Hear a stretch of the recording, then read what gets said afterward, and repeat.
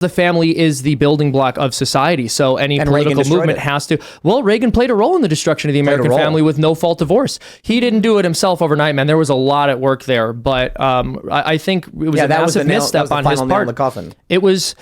It's hard to say with the final nails, but that was definitely very bad.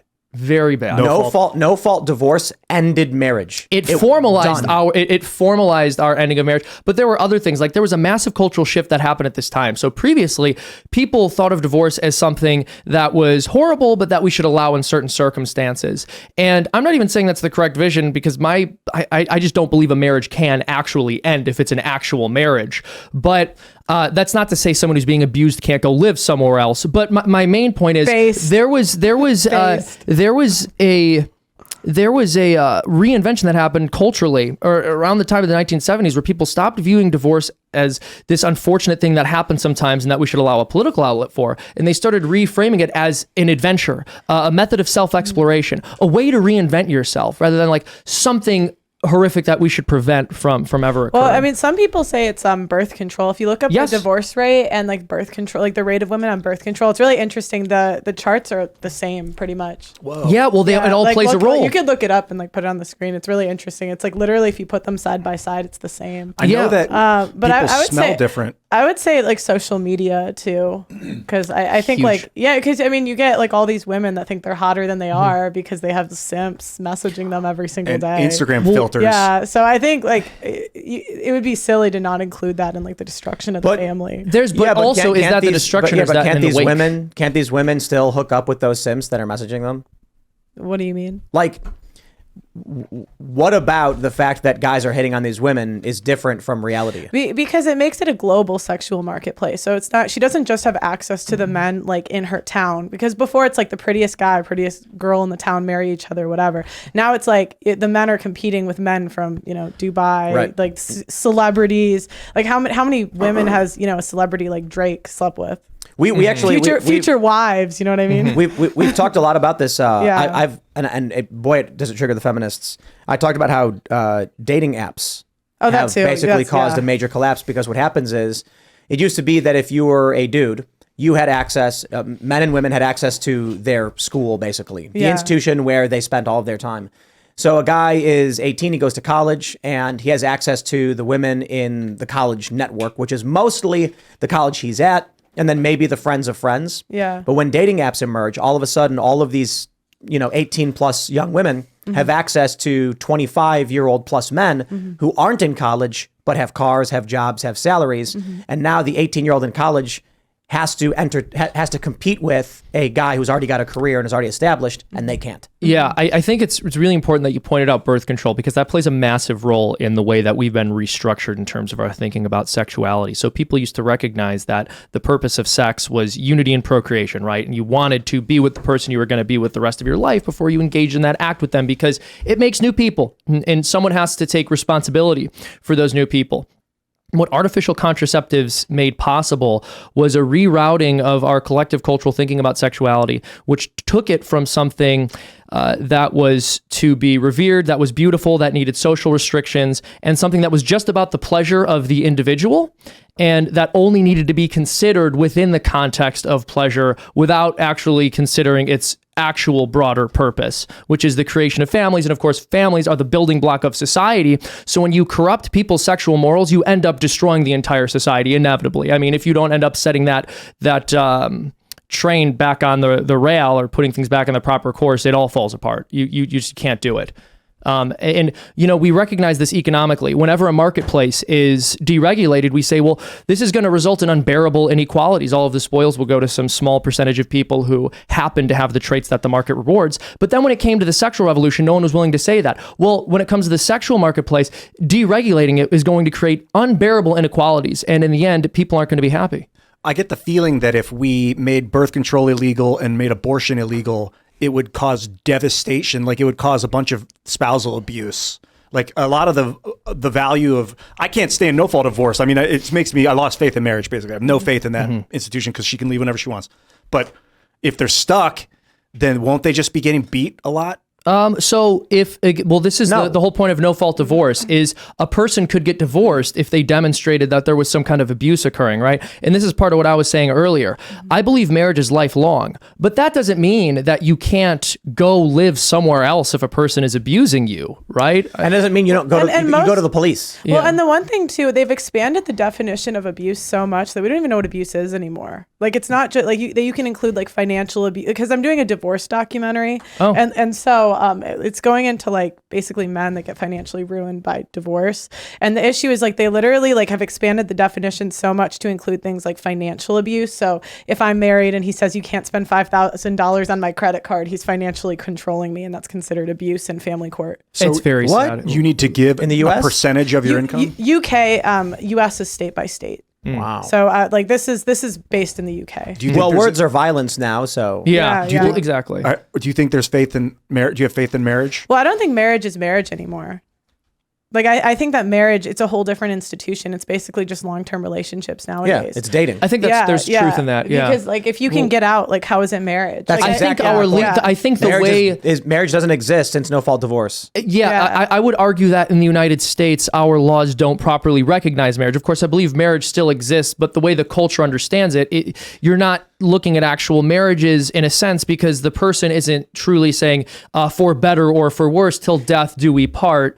They're saying, I'm just going to do this for a while until I get bored of it. Like if divorce is in your mind as an option, it's something you're willing to consider, and you're not saying there is no one else for me for the rest of my life or this person's life, then are you really getting married?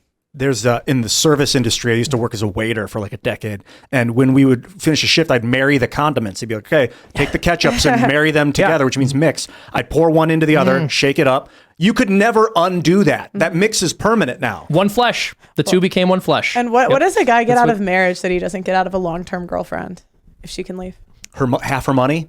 Yeah, I think the Hey, what do you mean half her money? I guess in the instance of like, wasn't the story with Russell Brand that when he got divorced from Katy Perry, he didn't take anything from her because they're both super rich and he didn't care? Yeah. Well, I mean, but women get money the majority of the time, so it's not like men get money out of it. Yeah, she has more. Like I think women only get spousal support like 10% of the time. When it comes to child custody, women get the kids 90% of the time. Yeah. So it's really an unfair system. Go ahead. Totally agreed. So your question has two different answers, right? When you ask, what do men get out of marriage? Because in some sense, like, yes, when you're talking about our society, when you're talking about what we are calling marriage, I mean, because the institution has removed. If we're talking about what marriage actually is, it's a different question, right? I mean, because it's not moral to have sex with someone you're not married. So you shouldn't be having sex with someone you're not married to in a culture where people are having sex outside of marriage, where they're living together when they're not married. You're correct that it doesn't seem from like a material perspective that anything is really added to the relationship by entering into a legal union with each other. Well, even when you look at like, purity and youth, like men don't even get that anymore out of marriage. Like in the UK, the average age of first marriage for a girl is 31. And like purity, like what % of women do you think were virgins in 1920? Many more than today. 100 unmarried. I don't know if it was 100, but it was there's been surveys done and many more women. I mean, you don't know, virgins. like people can lie, but it was like 85% of women did not, like, they said they're virgins on their wedding day. Like, what is that today? So what does a guy get from marriage today? Yeah, so he doesn't get purity, he doesn't get youth. Now she has the power to take. I mean, but that's that is more of a traditionalist argument that I don't think matters materialistically or what I'm saying is, there are certainly people who care about purity and all that stuff. I don't think the average person thinks, like, is my wife pure? But a lot of guys probably do. What I'm saying is, you go to a guy and say, hey, you know that long-term relationship you're in? Yes. Why don't you get married? Okay. Why? Well, if you do, you open up the door to losing half of everything you own if things go bad. And nothing else changes. And what does the woman get? Yeah. The woman gets half your stuff if she decides to leave at any point. Well, but this is also the point, right? The left Marxists, they hate marriage and they hate the family. So people look at how the culture has been oriented and they look at these no-fault divorce laws and they say, oh my goodness, there's no point in even getting married anymore. Well, that was by design. Like the entire purpose was to dissuade people from wanting to get married. That was the long game. And make it so sex before marriage is okay. Exactly, right? Because if sex before marriage is on the table, then you can have that without committing to a person. I mean, what are most men going to choose, even if you don't have these wacky divorce laws? Well, all the divorce and marriage stuff aside, I find it weird to say that sex before marriage is bad. Because like if you have sex with a girl and you don't like it, but you don't know that until after you're married, that'd be horrible. Well, sex isn't tryouts, right? And she's a person, and you're a person, and that's an act that creates human people, and it'll create a person even if you didn't think the sex was all that great. I think that two people who are married should try to communicate with one another so that they can, meet each other's needs in a licit way. And I think we've created so many problems with no-fault divorce and the sexual revolution and sex outside of marriage to say that, a solution to that problem isn't good enough because it might interfere with some people's ability to have sexual pleasure doesn't really convince me.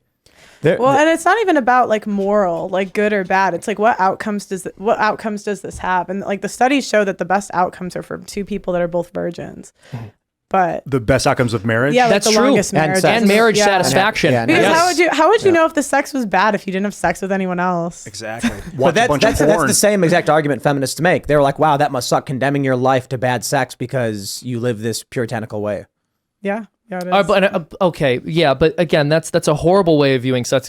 It's a horrible way of viewing other people. And it's not just that ignorance is bliss. It's that there are some things you have no need to know, right? Like it doesn't. There is some information that's not going to make you happier. There are a lot of things that all of us could know that we don't want to know because it would make us miserable. Yeah, but a 5-minute orgasm would be awesome. Like if you could have nonstop orgasms with your wife, like it's just you could do like 2 hours of tantric sex. Do you think with sex outside of marriage that's happening for people? Because the studies show that people rate lower marital satisfaction rates when they've had more sexual partners prior to marriage. Have you ever watched any romantic comedy? Yeah. Like the trope is that the women are always unsatisfied. Like the guys are in it for a one-night stand. It's wham, bam, thank you, ma'am, and they leave. Well, and also, since we're already having an adult conversation here, they have done studies with RAMs, right? So this is something that I learned when I was looking into the effects that pornography has on the brain and how men will seek out novelty. And they found with these muse that they were studying that men finished more quickly with a newer partner.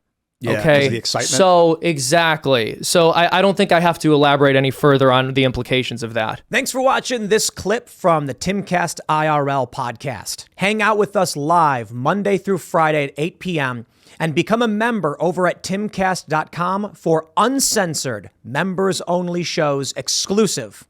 Thanks for hanging out, and we'll see you all next time.